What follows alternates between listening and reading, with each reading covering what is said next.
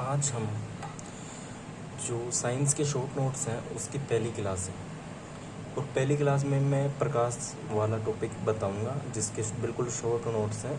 आराम से पढ़ेंगे, समझ में आएंगे, डरने की कोई बात है नहीं। और इसमें वो क्वेश्चन होंगे जिसमें सभी को डाउट रहते हैं, कॉमन क्वेश्चन है ही नहीं या फिर जो आने लायक हैं वही हैं इसमें। तो देखो कैसे पढ़ेंगे। ये है प्रकाश वाला टॉपिक मैंने लगा रखा है, लाइट प्रकाश, ठीक है। प्रकाश का अध्ययन, नीचे ये तीर का चिन्ह लगाया है मैंने, ऐसे बिल्कुल शॉर्ट नोट्स ऐसे ही बनाने हैं। और पढ़ाने से पहले मैं ये बता दूं, ये जो ब्लैक अक्षर देखिए, प्रकाश, अनुप्रस्थ, आयांतरिक, ये 10 सेंटीमीटर, इसके बीच में ये जो अक्षर आ रहे हैं ना, ये पीछे के हैं तो उनके हल्के हल्के उभर रहे हैं। जैसे यहाँ पे ये उभर रहा है, तो ये सब ये लिखा हुआ नहीं है। लिखा हुआ कैसा है, जैसे द्वैत प्रकृति, मैक्सवेल, प्रतिबिंब, आभासी, तो ये सब लिखे हुए हैं। यहाँ से ये भी लिखा हुआ है। तो जो गहरे रंग में है ना वो ही लिखा हुआ है इसमें। तो अब मैं बताता हूँ कैसे। तो ऐसे ही शॉर्ट नोट्स बनाने बिल्कुल छोटे छोटे लिखने हैं अक्सर, बस खुद को समझ में आने चाहिए। पेन से बनाने हैं और खुद को समझ में आने चाहिए, उस अनुसार बनाने हैं। रफ में बनाओ तो रफ में बना लो, और सफ़ेद कॉपी में बनाओ, मतलब वाइट पेज की कॉपी में, तो उसमें कैसे बनाओ, लेकिन बनेंगे शॉर्ट। ये है, बनाने भी शॉर्ट ही हैं, समझना है फिर बनाने हैं। तो प्रकाश, लाइट का मतलब होता है प्रकाश। अब प्रकाश का अध्ययन, मैंने तीर का चिन्ह खींचा, नीचे लिखा है अध्ययन या परिक्षेपण। परिक्षेपण का मतलब भी अध्ययन होता है। वो किसके द्वारा करते हैं, स्पेक्ट्रोमीटर। जैसे भाई अपन तापमान अगर अपने बुखार हो जाता है तो थर्मोमीटर से अपन मुंह में लेते हैं उसको, या फिर छाती पे रखते हैं, तो उससे तापमान अपन बुखार मापते हैं। तो उसी प्रकार लाइट की भी एक स्पेक्ट्रोमीटर यूनिट होती है, यानी उपकरण होता है। तो स्पेक्ट्रोमीटर से अध्ययन करते हैं प्रकाश का। अब देखो, प्रकाश की जो तरंगे हैं वो किस प्रकार की है। अगर पूछेगा कि प्रकाश की तरंगे किस प्रकार की हैं, तो हम क्या बताएंगे, अनुप्रस्थ तरंगे। कौन सी, अनुप्रस्थ विद्युत चुंबकीय तरंगे। एक मिनट, अनुप्रस्थ विद्युत चुंबकीय तरंगे। तो अनुप्रस्थ विद्युत चुंबकीय तरंगे लिखना है ऐसा कैसा। और इसके साथ ही अयांत्रिक तरंगे, कौन सी, अयांत्रिक और विद्युत चुंबकीय तरंगे, ठीक है। अब देखो, अब क्या लिखेंगे अपन, अब स्टार्ट करते हैं। अब देखो, प्रकाश का वेग, साइड में ऐसे लाइन खींचना, इस साइड कुछ लिखेंगे, इस साइड कुछ अलग लिखेंगे। तो प्रकाश का वेग जो निर्वात में होता है, वेग का मतलब गति, कितनी स्पीड से चलता है। निर्वात किसे कहते हैं, निर्वात वह माध्यम है, एक माध्यम होता है। जैसे ये माध्यम हम रहते हैं, उस माध्यम में गैस है, ऑक्सीजन, कार्बन डाइऑक्साइड, धुआं है, हवा है, प्रकाश, कण है, छोटे छोटे बारीक, लाइट जोड़ते हैं तो कण आते हैं, तो वो एक माध्यम होता है। कांच एक माध्यम है, जल एक माध्यम है, वायु एक माध्यम है। इसी प्रकार निर्वात भी एक माध्यम होता है। इसमें कुछ भी नहीं होता, बस निर्वात में कुछ भी नहीं होता। ना ही तो हवा होती है, ना ही वायु होती है, ना ही जल होता है, ना ही कांच। बिल्कुल जैसे अंतरिक्ष में होता है ना, कुछ भी नहीं होता। तो काला दिखाई देता है, काला इसीलिए दिखाई देता है, कोई भी वायु कण नहीं है जिससे प्रकाश फैले। इसलिए निर्वात में जो वेग है वो है 3 × 10⁸ मीटर प्रति सेकंड। 3 × 10⁸ मीटर है, बटा में सेकंड है, ये लिखनी है। जल में वेग देखेंगे तो 2.25 × 10⁸ मीटर पर सेकंड है, यानी 3 की जगह यहाँ 2.5 आ गया, 2.25। कांच में वेग देखेंगे तो 2 ही रह जाता है, इंटू 10⁸ मीटर पर सेकंड, वो आना ही है। तो डबल डॉट का मतलब है ऊपर की चीज़ नीचे भी आएगी, यहाँ पे भी डबल डॉट लग रहा है ऐसे। और निर्वात में प्रकाश की चाल जो है, निर्वात में यहाँ पे ये तीर का चिन्ह लगा के यहाँ पे लिखनी है चाल। यहाँ पे क्या लिखनी है, चाल। कितनी है, 8.19 मिनट प्रति सेकंड।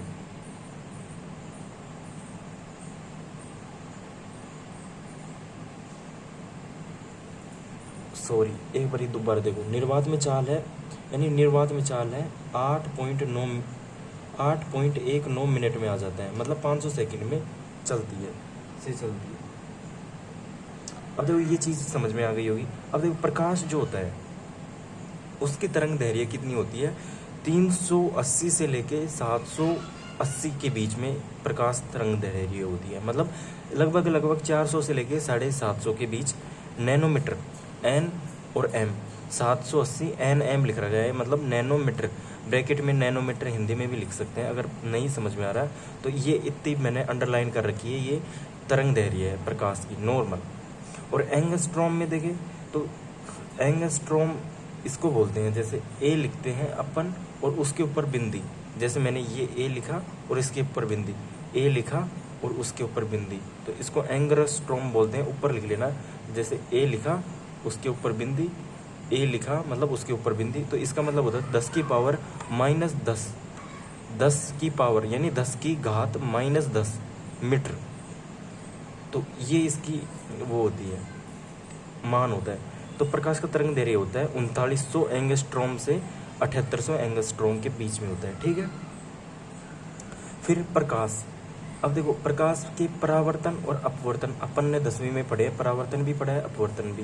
प्रकाश के परावर्तन में कोई चेंज नहीं होता। परावर्तन का मतलब है जैसे भाई ये है कांच, यहाँ पे कांच है, ये वायु है, इधर भी वायु है, तो प्रकाश की किरण ऐसे आती है और इस माध्यम में चली जाती है, ये परावर्तन है।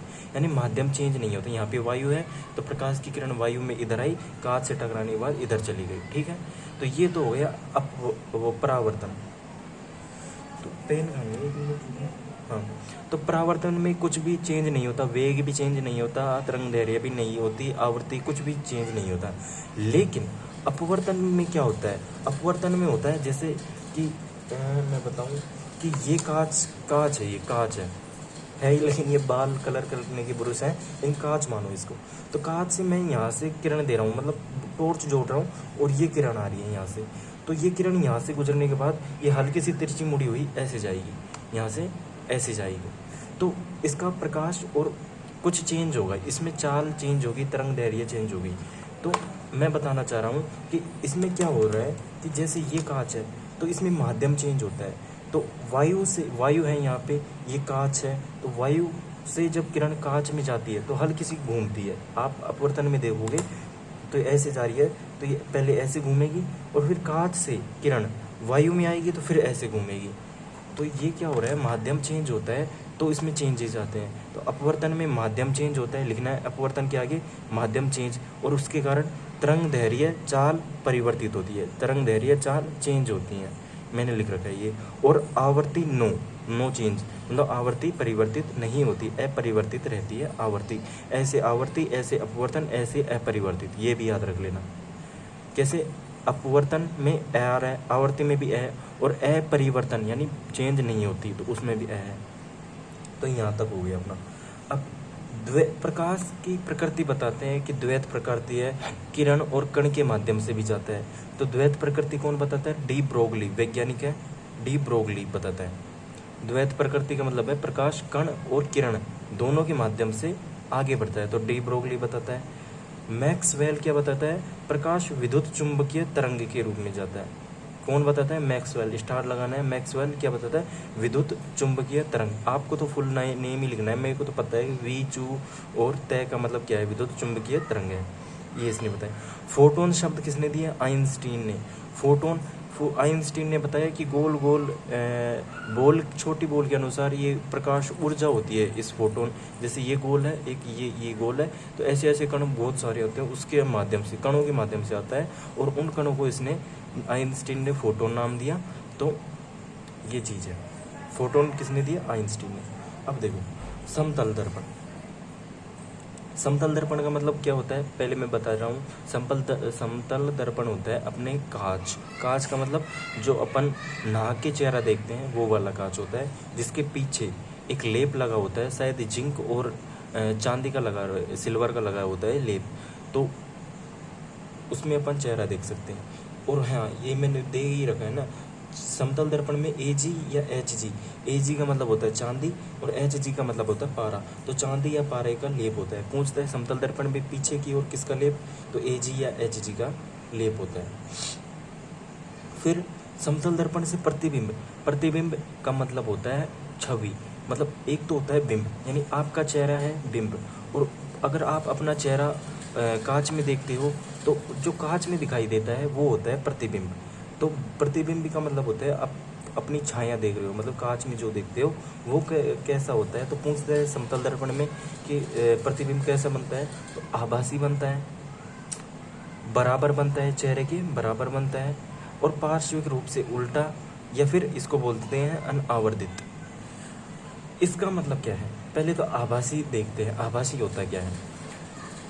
आभासी का मतलब होता है वह प्रतिबिंब जिसको पर्दे पर प्राप्त नहीं किया जा सकता।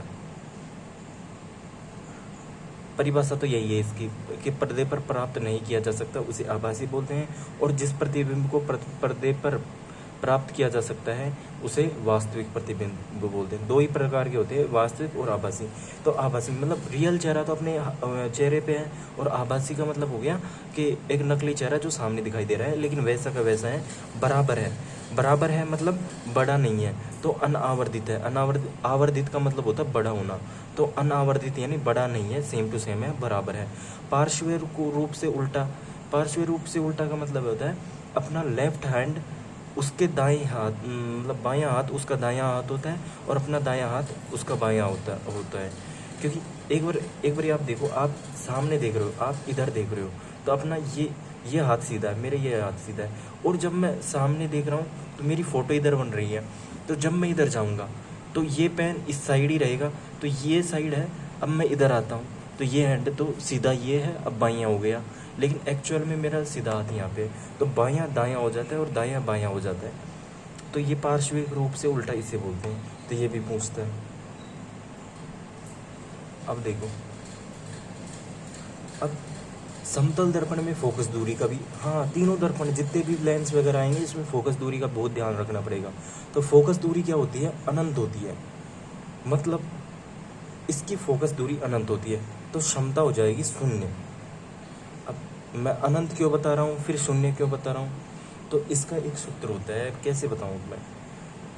फोकस हमेशा ये तो याद रखना पड़ेगा, फोकस दूरी अनंत है तो क्षमता, तो P बराबर क्या होता है, P इज इक्वल टू शायद F/2 होता होगा शायद, है ना, फोकस बटे 2, या फिर फोकस 0, इसका सूत्र होता है क्षमता का।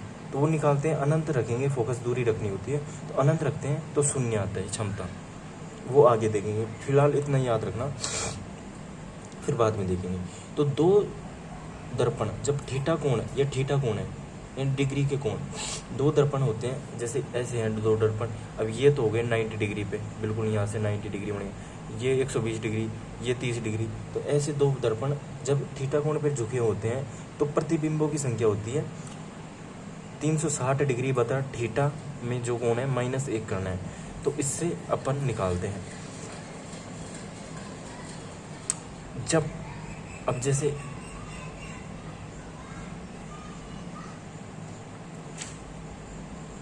अब अगर 90 डिग्री है तो अब 360/90 करेंगे, 90 डिग्री मतलब ऐसे है बिल्कुल कोण पर वो कांच, तो 90 का भाग देंगे तो 0 से 0 कटेगी, 9 का भाग 36 में 9 चौक 4 आ गए, 4 - 1, तो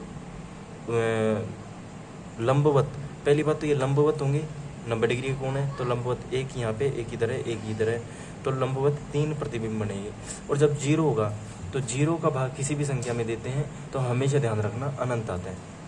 0 का भाग जब देते हैं, नीचे 0 है तो अनंत आएगा, अगर ऊपर 0 हो और उसमें 360 का भाग दें तो हमेशा 0 आता है। अगर 0 ऊपर है तो हमेशा आंसर 0 आएगा, नीचे 0 है तो अनंत आएगा, चाहे लिख लेना इसको। अब समतल दर्पण का यूज कहाँ पे करते हैं? पेरिस्कोप में करते हैं। पेरिस्कोप क्या होता है? बंकर या टैंकों में, एक बार बताते हैं। और कोलाइडोस्कोप में करते हैं। पेरिस्कोप कोलाइडोस्कोप में क्यों करते हैं? तो इसका आंसर है अनेक प्रतिबिंब बनते हैं। अनेक प्रतिबिंब बनते हैं का मतलब क्या है? कई सारे प्रतिबिंब प्राप्त होते हैं, उनसे सहायता मिलती है अपन को। कैसे सहायता मिलती है? अब मान लीजिए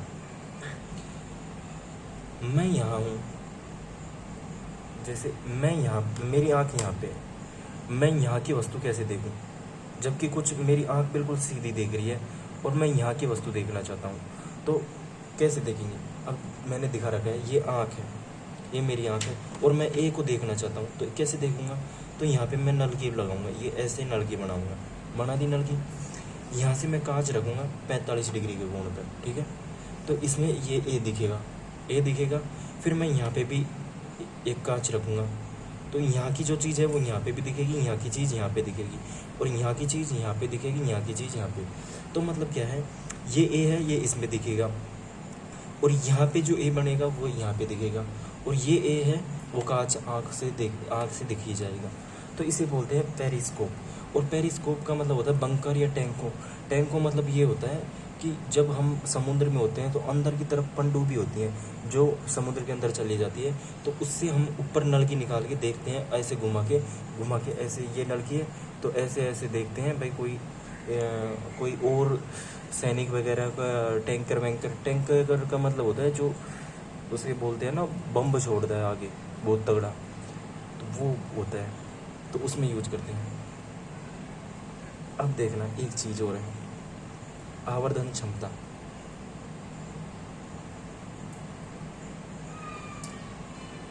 मेन चीज़ यहाँ से इसको स्टार बनाना, ये समतल दर्पण से नहीं है, अलग से टॉपिक है, सभी दर्पण ये फिर लेंसों के लिए है ना, सभी दर्पण के लिए है, केवल दर्पण के लिए है अभी तो ये दर्पण की लेंस भी चेंज हो जाती है कई चीज़ें, तो दर्पण अभी पढ़ रहे हैं। दर्पण आवर्धन का मतलब क्या होता है, प्रतिबिंब की प्रकृति। आवर्धन बताता है प्रतिबिंब की प्रकृति कि वास्तविक है कि आभासी है, सीधा है कि उल्टा है, दो चीज़ बताता है, वास्तविक या आभासी, या फिर ये साथ में ये बताता है सीधा या उल्टा। तो अगर एम आवर्धन को एम से दर्शाते हैं, और अगर एम प्लस में आता है मतलब +1 मान लो, तो प्लस का मतलब होता है पॉजिटिव संख्या, तो इसमें आता है तो इसका मतलब है प्रतिबिंब जो है सीधा और आभासी है। आभासी के नीचे लिखना है ए, आभासी के नीचे क्या लिखना है ए। प्लस का मतलब क्या होता है, इंग्लिश में प्लस को बोलते हैं ऐड करना, ऐड करने में ए आता है, तो इसमें क्या होगा आवर्धन प्लस। अब आवर्धन की संख्या ये प्लस, हमने कैसे भी सूत्र होता है इसका वो बाद में बात करेंगे। सूत्र से आंसर आया प्लस का, कुछ भी +5 +6 +7 +15 15 20 प्लस क्या आता है, तो प्लस को बोलते हैं ऐड यानी होता है आभासी, और आभासी के साथ सीधा आभासी के साथ लगेगा यहाँ पे, तो ये चीज़ याद रखनी है। अगर आवर्धन क्या आता है माइनस, यहाँ से एक और चीज़ आती है, अगर आवर्धन क्या आता है माइनस आता है, माइनस में आता है, तो माइनस का मतलब हो जाएगा उल्टा, और उल्टे का मतलब हो जाएगा वास्तविक। आभासी अगर प्लस ऐड का मतलब आभासी है, तो फिर माइनस का मतलब ऑटोमेटिक सिंपल, अपने को ऐड का प्लस से ही आभासी याद रखना है और सीधा याद रखना है, फिर ये ऑटोमेटिक याद हो जाएगा, ठीक है। फिर आगे देखते हैं।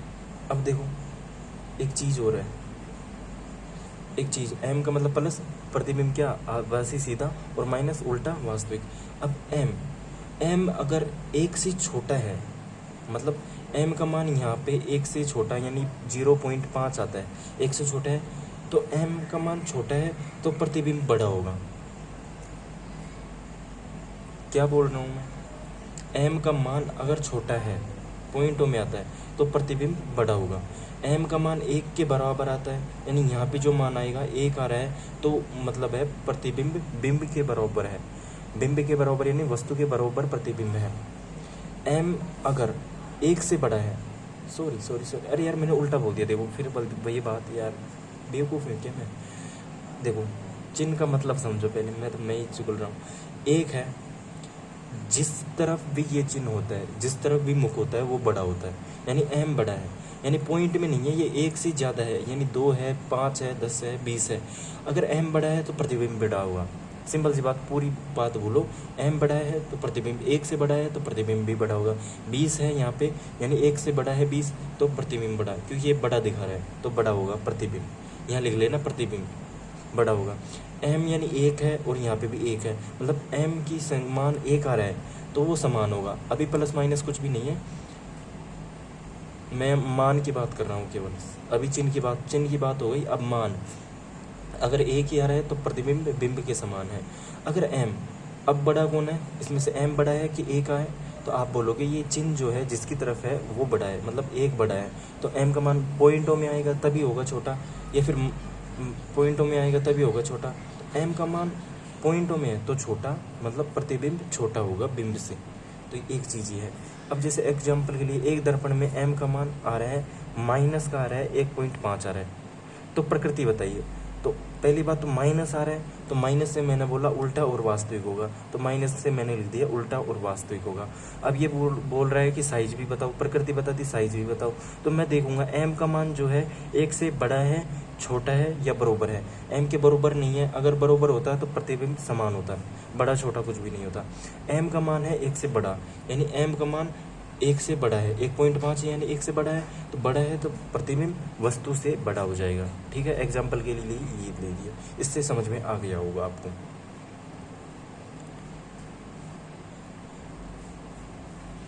ये थीटा वाला डिग्री वाला कोण ये मत करना,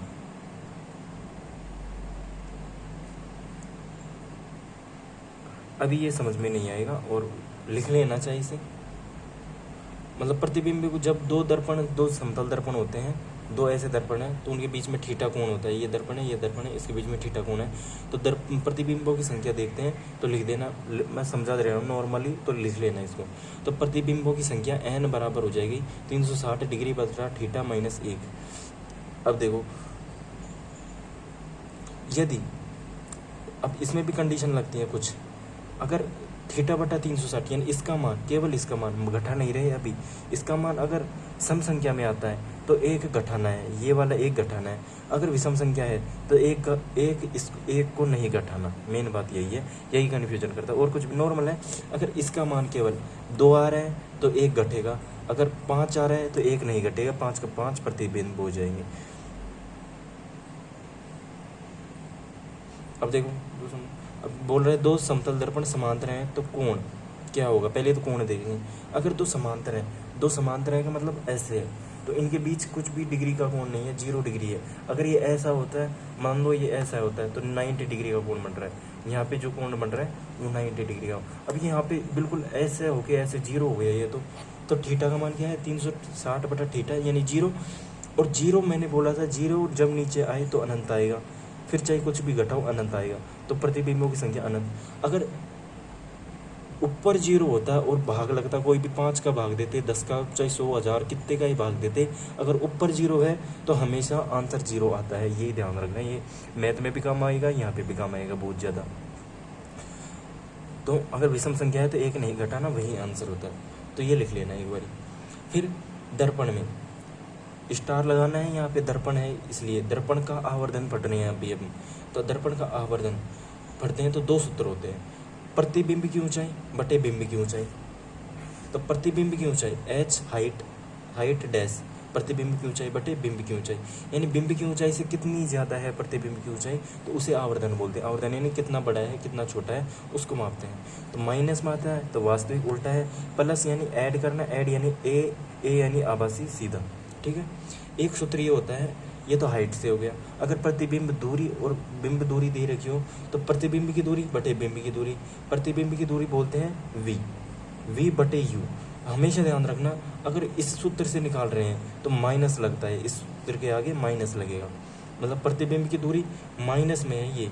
ये चिन्ह ऐसे लगाना, फिर माइनस लगाना, माइनस प्रतिबिंब की दूरी बटे बिंब की दूरी, ये हमेशा ध्यान रखना। तो ये केवल लगता है दर्पण में माइनस, अभी तो दर्पण का ही समझो, तो माइनस v बटे यू होएगा। लेकिन जो ऊंचाई है वो केवल प्लस में होती है, उसमें माइनस नहीं लगाते आगे। तो ये थोड़ी बात ध्यान की रखने की थी। तो यहीं से बहुत कन्फ्यूजन होगी, लेकिन यहीं से बिल्कुल ईजी हो जाएगा चैप्टर पार्ट, अगर यहाँ से समझ लिया तो अच्छी तरीके से। अब आते हैं गोलीय दर्पण। अब क्या आता है गोलीय दर्पण, साथ साथ में नोट्स बनाने भी हैं।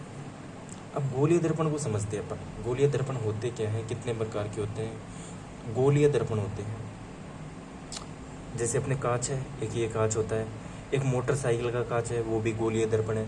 वो गोलीय दर्पण अवतल है शायद, दर्पण यार उल्टा होता है तो उत्तल दर्पण होगा मेरे हिसाब से वो शायद, क्योंकि दर्पण 2 प्रकार के होते हैं। गोलीय तो होंगे, दोनों ही गोलीय होंगे दर्पण जितने भी हम देखते हैं। समतल दर्पण गोलीय नहीं होता, बाकी उत्तल और अवतल, एक में चेहरा अपना बड़ा दिखाई देता है, एक तो वो दर्पण होता है, और एक होता है छोटा होता है तो बड़ा दिखाई देता है उत्तल, बड़ा चेहरा दिखाई देता है वो शायद अवतल होता है, और जिसमें छोटा चेहरा दिखाई देता है वो उत्तल होता है। ठीक है, दर्पण की बात चल रही है इसलिए बता रहा हूँ मैं।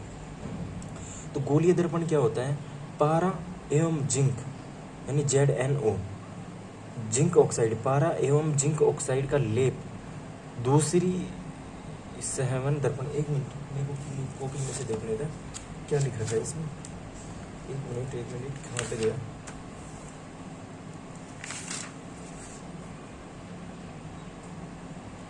अच्छा, एक सतह पर क्या लिख रखा है? एक मिनट में पढ़ने होगा। तो इतना ही लिखना है फिलहाल। पारा और जिंक ऑक्साइड का लेप होता है, दूसरी तरफ समतल या फिर सतह दर्पण, इसको मत लिखना अभी। जिंक ऑक्साइड यानी ZnO। ठीक है, अब देखो अवतल दर्पण देखेंगे। थोड़ी सी इतनी सी जगह 2 लाइन छोड़ के ऑप्शन एक का मतलब है अभी 2 लाइन नहीं 5 लाइन छोड़नी है, इतनी लाइन छोड़नी है 5, और फिर एक पॉइंट लगा के लिखना है क्या? अवतल दर्पण। अवतल दर्पण इंग्लिश में क्या बोलते हैं? कॉनकेव, CON लिखना है, CONCAVE, कॉनकेव दर्पण। ठीक है, इंग्लिश में कॉनकेव बोलते हैं। अब देखो इसको याद रखने का, अवतल दबा हुआ, इसमें क्या होता है? इसमें लिखना है दबा हुआ होता है क्या? परावर्तक पर पृष्ठ, यानी ऐसे था, अब ये दबा हुआ है परावर्तक पृष्ठ यहाँ से। अब मानो यहाँ पे लेप है, ये देखो ये अब है ही ना, ये दर्पण है, पीछे को जिंक ऑक्साइड का लेप है। तो जो लेप है यानी परावर्तक पृष्ठ है, ये दबा हुआ है, यहाँ से भी दबा हुआ है, यहाँ से भी दबा हुआ है, तो ये दबा हुआ है। तो अवतल दर्पण में दबा हुआ लिखना कैसे? अब मैं बताता हूँ। अवतल दर्पण ऐसे लिखा, परावर्तक पृष्ठ लिखा, परावर्तक पृष्ठ यहाँ पे लिख रखा है ना, ये वाला यहाँ पे लिखना है, परावर्तक पृष्ठ आगे लिखना दबा हुआ, इतना ही लिखना है। नीचे दर्पण के नीचे ये चित्र बनाना है, यहाँ से लेप लगाना है, यहाँ से लिख देना ऐसे तीर लगा के जिंक की परत। और एक्चुअल में जो दर्पण कैसे बनता है पता है? ये पूरा गोला होता है, पूरा गोला होता है ये। इसमें से अपन ऐसा इतना ही भाग काटते हैं, इधर से लेप करते हैं, और जो गोले का जो पूरे कांच का जो केंद्र होता है उसे बोलते हैं परावर्तक पृष्ठ, यानी C से करते हैं परावर्तक पृष्ठ। और जो परावर्तक पृष्ठ और यहाँ तक के बीच की जो होती है इसे बोलते हैं परावर्तक वक्रता केंद्र। अरे यार, परावर्तक पृष्ठ नहीं बोलते, सॉरी दोबारा देखो। ये गोला होता है, इधर से यहाँ ये टोटल गोला है, पहले गोले को समझेंगे। इसके बीच में एक पॉइंट होता है सेंटर में, इसे बोलते हैं C, यानी वक्रता केंद्र होता है। कौन सा? वक्रता, यानी गोल है तो वक्र बोलते हैं, और केंद्र में है तो वक्रता केंद्र। और यहाँ से लेके यहाँ की जो दूरी होती है वक्रता त्रिज्या होती है, और वक्रता त्रिज्या होती है। और वक्रता केंद्र से इस बिंदु, यानी ये त्रिज्या की जो आधी होती है, आधी दूरी यहाँ से यहाँ तक, ये होती है फोकस दूरी। तो वक्रता केंद्र की दूरी फोकस दूरी से दुगनी होती है, पहले ये फिर ये। तो ये हो गया। अब देखो अवतल दर्पण के जो विशेषताएं हैं कुछ, तो उसको एक लाइन छोड़ के नीचे से लिखनी है। पहली बात तो परावर्तक पृष्ठ अंदर की ओर होता है, दबा हुआ होता है, यानी अंदर की ओर होता है, ये परावर्तक पृष्ठ अंदर की ओर जा रहा है। तो पहली बात तो ये लिखी ली। अभिसारी दर्पण होता है, अभिसारी यानी अब एक बार आप चेक भी करोगे ना, तो मतलब अभिसारी का मतलब होता है क्या है? किरणों को संकुचित करना, यानी किरणों को एक जगह इकट्ठा करना, किरणों को केंद्रित करना, यानी फोकस करना एक तरीके से। एक बार देखो ये दर्पण है, अगर हम फोकस देंगे, इस पे प्रकाश डालेंगे, यानी इधर से भी प्रकाश, इधर से भी, इधर से, तो ये ऐसे मुड़ने के कारण यहाँ पे एक इकट्ठा होगा। यहाँ से ये ऐसे मुड़ रहा है तो यहाँ से प्रकाश इकट्ठा होगा, तो केंद्रित होगा प्रकाश, यानी अभिसारी दर्पण कहलाता है। वक्रता केंद्र यानी C, परावर्तक पृष्ठ के सामने होता है। C जो है ये परावर्तक पृष्ठ है, इसके सामने होगा C, यानी यहाँ से दिखाई देगा जो भी दर्पण है वो यहाँ पे, तो इसके सामने होगा परावर्तक पृष्ठ। ठीक है, तो ये कुछ 3 बातें मेन है। चौथी बात है अधिकांश। इससे अगर कंडीशन देखेंगे तो 6 कंडीशन में अधिकांश जो प्रतिबिंब होते हैं वास्तविक और उल्टे होते हैं। क्या होते हैं? वास्तविक और उल्टे। अब वास्तविक और उल्टे हैं तो मैंने बोला था कि अवतल दर्पण में वास्तविक उल्टे हैं, तो वास्तविक कब आता है? जब आवर्धन की संख्या माइनस में हो, यानी आवर्धन m बराबर क्या होगा? -1 होगा। -1, 2 वो तो साइज पे डिपेंड करेगा, लेकिन जो कंडीशन आएगी ना m बराबर, इसके नीचे लिखना है m आवर्धन बराबर माइनस में आएगा। ठीक है, दूसरी बात, यहाँ से यहाँ की दूरी लिख लेना चाहिए से, कि यहाँ से यहाँ तक की दूरी आर कहते हैं, आर कैपिटल आर, ये आर है ना, यहाँ से और यहाँ तक की दूरी आर है, यानी त्रिज्या है, रेडियस बोलते हैं त्रिज्या को इंग्लिश में। और एफ यानी फोकस बिंदु है, और यहाँ पे ये ध्रुव है, इसको बोलते हैं ध्रुव। यहाँ पे पी लिख दो जिससे ध्रुव पता चल जाए। ध्रुव से फोकस बिंदु के बीच की दूरी फोकस दूरी बोलते हैं, इसको स्मॉल एफ से यानी छोटे एफ से। तो आर बराबर यानी टोटल दूरी बराबर क्या होगा 2f, यानी f को 2 बार गुणा करेंगे तो क्योंकि बराबर है तो 2 बार गुणा करेंगे तो ये आएगी। तो सूत्र बनता है स्टार लगा के लिखना है बीच में r बराबर 2f। तो f बराबर क्या हो जाएगा, इससे क्या कर सकते हैं, अगर फोकस दूरी दे रखी है तो वक्रता त्रिज्या ज्ञात कर सकते हैं। अगर अब एक और सूत्र बनता है तो f के गुणे में 2 है तो गुणा में है 2, तो 2 अगर इस साइड लेंगे पक्षांतरण करेंगे तो 2 गुणा में है तो भाग में जाएगा, यानी f बराबर क्या हो जाएगा r/2। तो r/2 ये एक नया सूत्र, तो दोनों को गोले में बंद करना। इतना समझ में आ ही गया होगा, मेरे को ऐसा लग रहा है, ठीक है।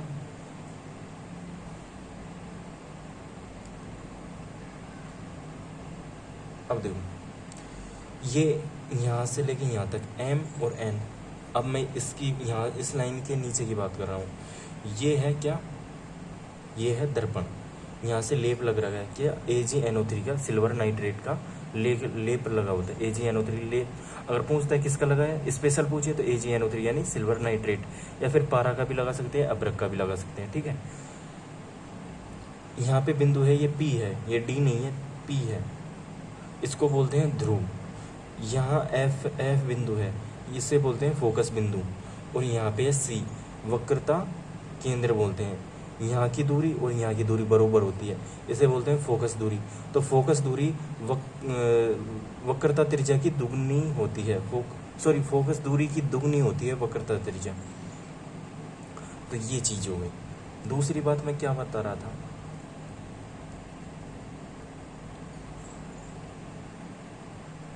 नियम है 3, 1 मिनट रुको। अभी मैंने वहाँ से बता रहा था ना MN दर्पण है, उसको छोड़ो, एक चीज़ ये बनानी है दर्पणों में। एक चीज़ है अवतल दर्पण। अवतल दर्पण के ये 3 नियम है तो सेम टू सेम इसी के भी, लेकिन पहले इसको बनाने 3। कैसे बनाने, सिक्का रखना है यहाँ पे पेज के बीचों बीच, एक दर्पण यहाँ, एक यहाँ। तो अवतल दर्पण के 3 बनाने, ये नहीं बनाने। मैं जो बोल रहा हूँ पहले वो समझना, क्योंकि अवतल दर्पण पढ़ रहे हैं तो अवतल दर्पण के 3 नियम होते हैं, अब उनको समझना है अच्छे से। 10वीं में हालांकि आपने पढ़ रखे हैं, फिर भी समझना है अच्छे से। तो सिक्का लेना है, आधा ऐसे बनाना है और ऐसे डॉट डॉट डॉट, और उसके बीचों बीच से एक लाइन लिखनी है, इसमें फोकस दूरी बनेगी, ठीक है। ये फोकस दूरी है, F है यहाँ पे F है, यहाँ पे P है, इसको ध्रुव बोलते हैं। यहाँ पे F है, यहाँ पे C है बिंदु, वक्रता केंद्र है, यहाँ पे वक्रता केंद्र, यहाँ फोकस बिंदु। अगर नियम है लिख लेना चाहिए से, यहाँ पे ये बना देना, यहाँ पे नियम लिख लेना चाहिए से। क्या लिखेंगे, अगर कोई प्रकाश किरण, चाहिए लिख लेना, मैं बोल रहा हूँ, अगर कोई प्रकाश किरण फोकस दूरी से होती हुई दर्पण से, अवतल दर्पण से टकराती है या दर्पण से टकराती है, यदि कोई किरण फोकस दूरी से होती हुई दर्पण से टकराती है तो दर्पण से टकराने के बाद वह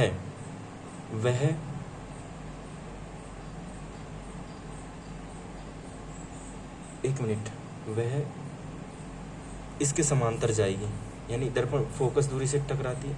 अभी मैं बताता हूँ आगे क्या लिखना है। इसको क्या बोलेंगे, इसको बोलते हैं अक्ष रेखा, हाँ, इसको वो पूरी जो लाइन है इसको अक्ष रेखा बोलते हैं, अक्षीय रेखा ही बोलते हैं।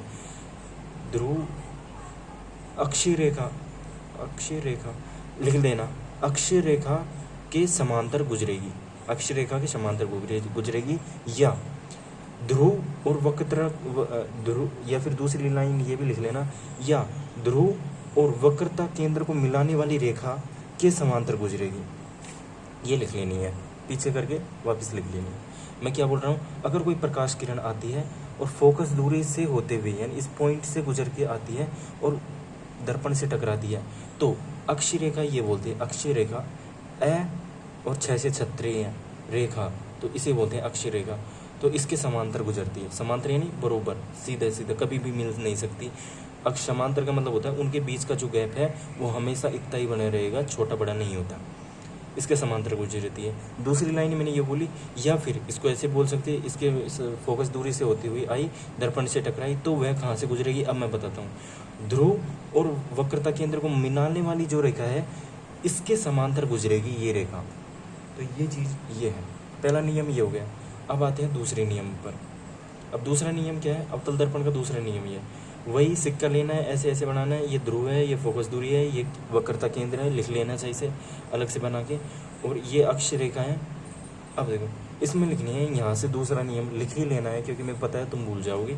इसमें लिखनी है, अगर कोई रेखा, अगर कोई प्रकाश किरण वक्रता केंद्र से होते हुए आती है, वक्रता केंद्र से होते हुए गुजरती है, तो वह दर्पण से टकराकर उसी माध्यम में गुजर जाएगी। क्या लिखना है, अगर कोई प्रकाश किरण वक्रता केंद्र से आती है तो वह परावर्तक पृष्ठ से टकराने के बाद, परावर्तक पृष्ठ से टकराने के बाद वापस उसी माध्यम में, यानी अगर सी से कोई किरण आ रही है, अगर ऐसे आई तो वैसे के वैसे गुजर जाएगी। ठीक है, ये दूसरा नियम, सिंपल नियम है। तीसरा नियम इंपॉर्टेंट नियम है, इसको भी समझना है। तीसरा नियम क्या बोल रहा है, सिक्का लेना है, ऐसे डॉट डॉट ये लेप कर दिया अपन, ये ध्रुव है, ये फोकस बिंदु है, ये वक्रता केंद्र है। यहाँ की दूरी क्या है, फोकस दूरी है, यहाँ से यहाँ की दूरी वक्रता त्रिज्या है। ठीक है, इतना समझ में आ गया। और ये पूरी लाइन जो है यहाँ से यहाँ तक भी गुजार सकते हैं, यहाँ से लेके यहाँ तक बीच की, यानी वक्र ये गोल दर्पण को, अवतल दर्पण के बीचों बीच जो रेखा होती है अक्षीय रेखा होती है जिसे बोलते हैं। तो अगर कोई प्रकाश किरण, तीसरा नियम पहले सुन लो अच्छे से, फिर जैसे सही से बन जाए तो फिर लिखनी है। यदि कोई प्रकाश किरण ध्रुव पर टकराती है, अगर कोई प्रकाश किरण दर्पण के ध्रुव पर टकराती है, तो टकराने के पश्चात, हाँ एक मिनट, अगर कोई सही अब आएगी नियम, अगर कोई प्रकाश किरण किसी कोण से, यहाँ पे कोण है आई और यहाँ पे आर, अगर कोई प्रकाश किरण किसी कोण से अक्षीय रेखा दोबारा लिखनी है, अगर कोई प्रकाश किरण अक्षीय रेखा पर किसी कोण से आती है और ध्रुव से टकराती है, अगर कोई प्रकाश किरण अक्षीय रेखा दोबारा लिखनी है, अगर कोई प्रकाश किरण ध्रुव पर टकराती है और वह अक्षीय रेखा से थीटा कोण या फिर आई कोण बनाती है, तो ध्रुव से टकराने के बाद उसी कोण के साथ उसी माध्यम में चली जाएगी, यानी इसको समझना है। तो इस प्रकार लिख लेना इसको। तो ये तीनों नियम लिख लिए। अब वापस हम वहीं पे जाते हैं। तो ये, अरे यार अभी मैंने ब्रेक लगा दिया, आधे घंटे से मैं पढ़ा रहा हूँ, आधा घंटा पढ़ा दिया और इस ब्रेक को ओपन नहीं किया, अब जाके ये चालू हो रहा है। अब पता नहीं कहाँ तक तो पढ़ा दिया, समझ ही नहीं आ रहा, अब कहाँ से स्टार्ट करूँ समझ नहीं आ रहा। तो अभी तो इसको एंड करना पड़ेगा यहीं पे, फिर मैं देखूंगा लास्ट कहाँ तक पढ़ा दिया, उसके आगे से फिर मैं वापस बताऊँ। चलो ठीक है, अभी तो एक वीडियो बनाते हैं। तो जो भी अगर समझ में आया है तो लाइक करें, शेयर करें, सब्सक्राइब करें, क्योंकि हम आपके लिए ही मेहनत कर रहे हैं। दूसरी बात, अगर कोई भी डाउट हो तो कमेंट बॉक्स में बताएं कि वीडियो को कैसे और बेहतरीन तरीके से बना सकते हैं। आप कॉल करके भी बता सकते हैं। चलो ठीक, मिलते हैं अगली वीडियो में।